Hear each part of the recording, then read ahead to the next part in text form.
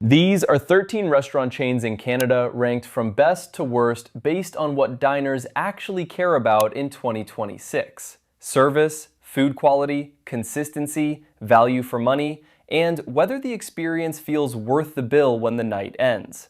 Some of these places still deliver a genuinely strong night out, while others lean more heavily on nostalgia, convenience, or brand recognition than present-day performance. This ranking is not about size, marketing budgets, or who operates the most locations.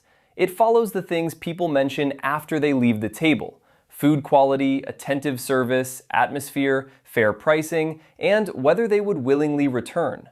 We start at the bottom and work our way to number 1. I think number 1 is going to surprise a lot of you, but I'll justify this when we get there. Alright, number 13, Red Lobster.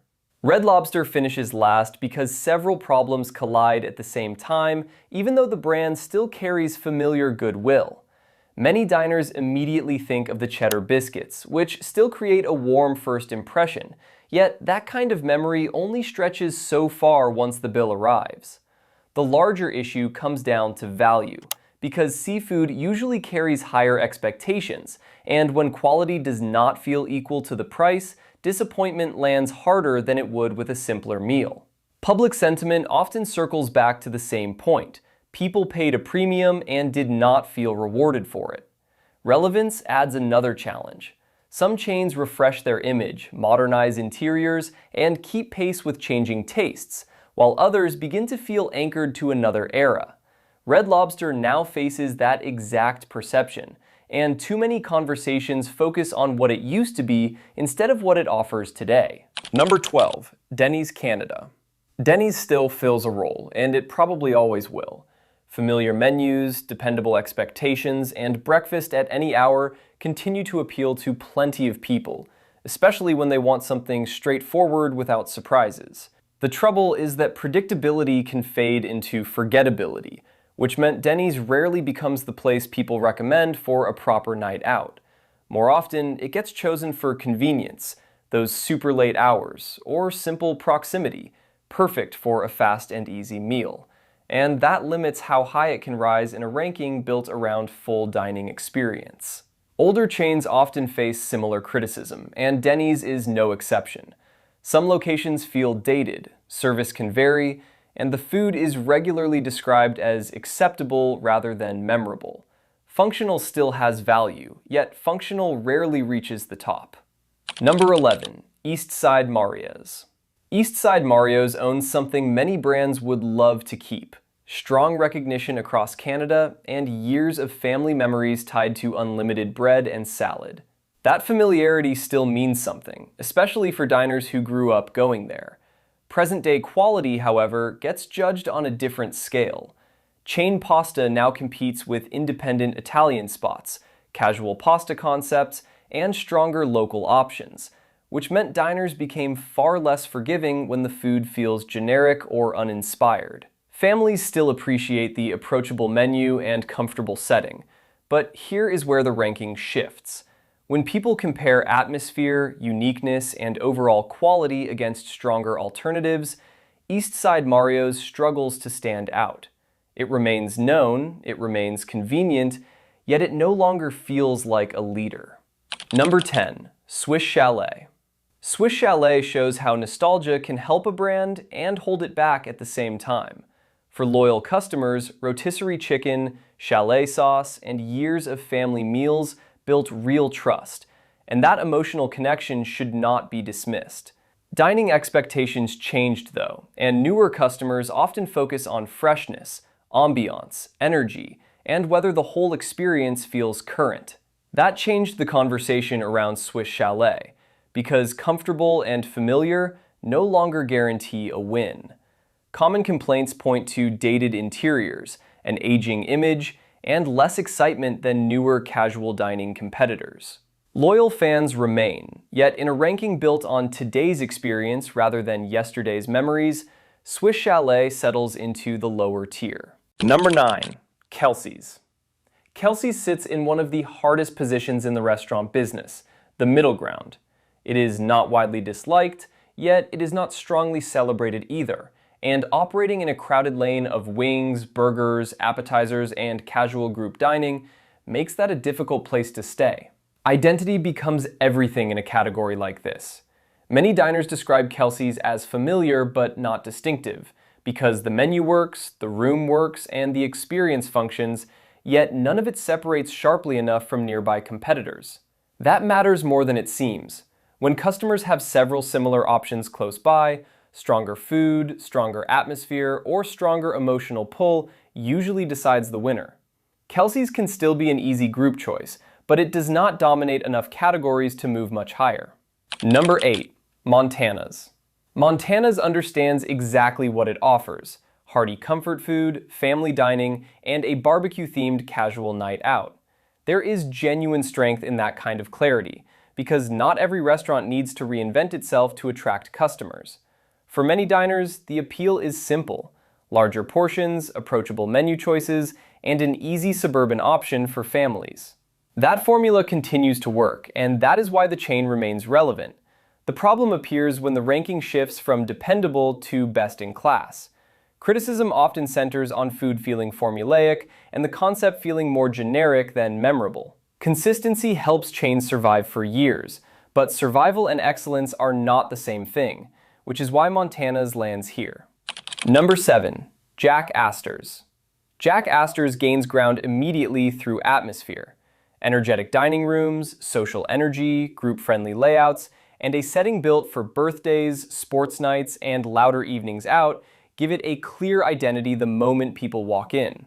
That identity matters because diners choosing Jack Astor's usually know what they want: movement, noise, and a livelier room than traditional family dining provides.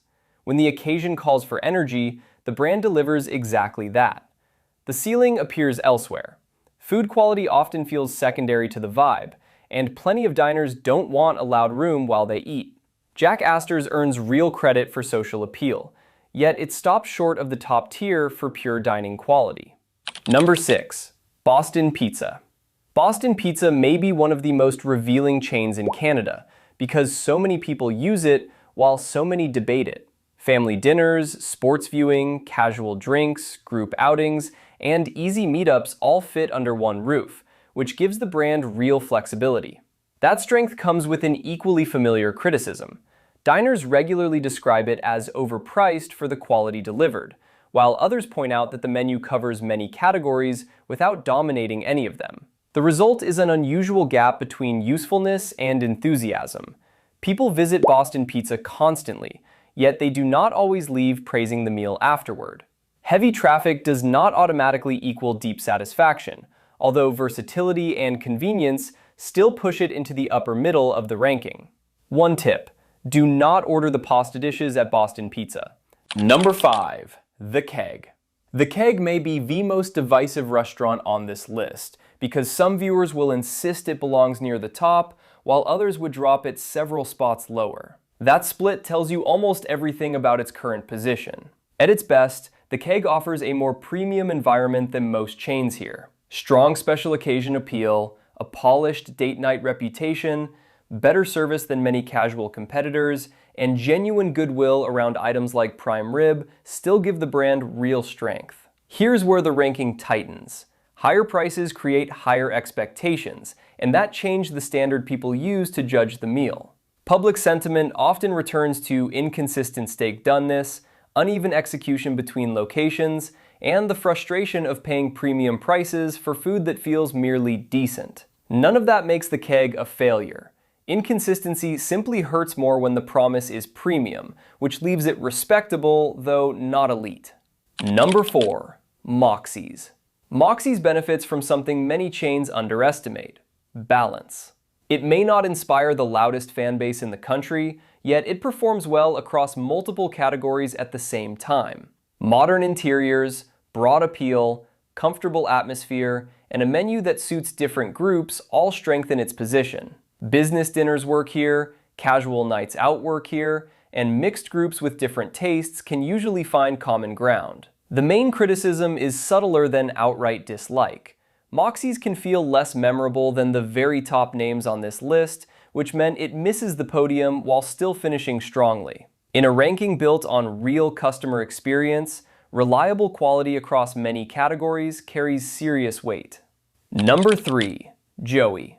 Joey reaches the top 3 because it consistently aims above standard casual dining. From the moment diners arrive, polished interiors, attentive service, and a more refined atmosphere signal that this is trying to be more than a routine chain meal. Versatility strengthens that position. Business lunches fit naturally, polished evenings out fit naturally, and social dinners fit naturally, which gives the brand broad usefulness without losing its upscale identity. Criticism still exists, mostly around pricing and overlap with similar upscale casual competitors. But here is the difference. Those complaints are not centered on tired ambiance or weak food quality. At this level, small margins decide the ranking, and Joey earns third by regularly feeling a step above the ordinary. Number 2. Cactus Club Cafe. Cactus Club ranks near the top because it understands that people are buying more than food.